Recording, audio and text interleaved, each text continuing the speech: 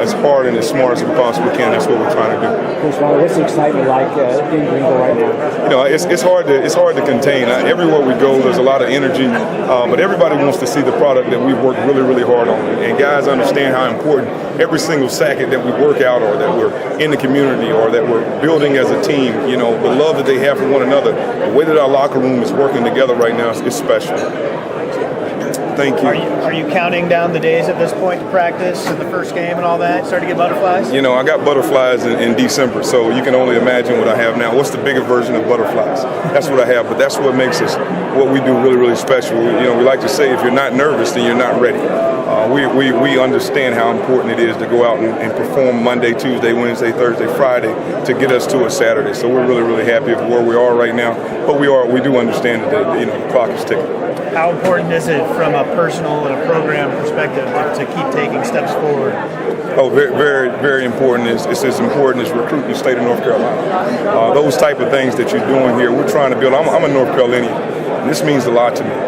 Not only just being able to be a head football coach at East Carolina, but being able to help the kids of North Carolina. Also, what we can do in east of 95.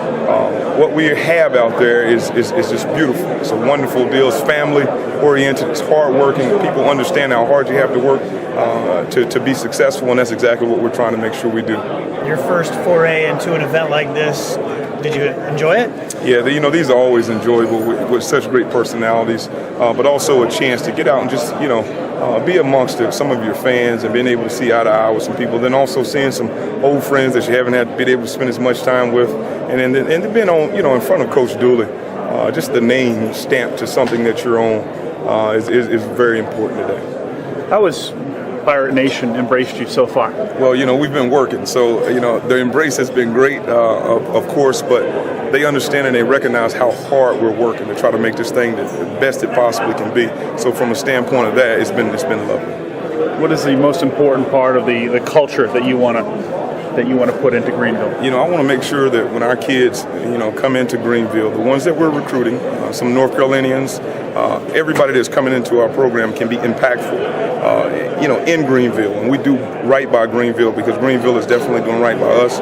Our nation has been right by us, but we want to give back. We want to have a mentality of service. And then when we go out on Saturdays, we want to make sure that the product that everybody is seeing is what they deserve. And if you've ever been, east of 95, you know that we have some of the best people in the world.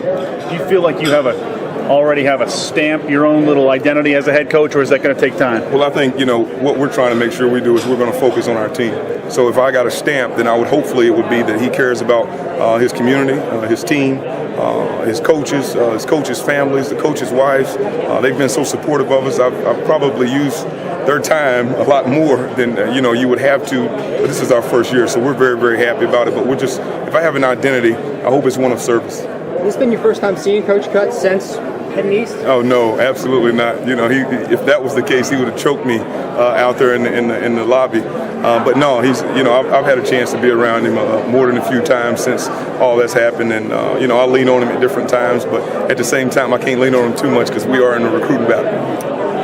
Have you had any hot stove moments at ECU yet? We've had more than a few, some of those moments, and you have to be there to understand the importance of making sure that you do have a hot stove moment on the field.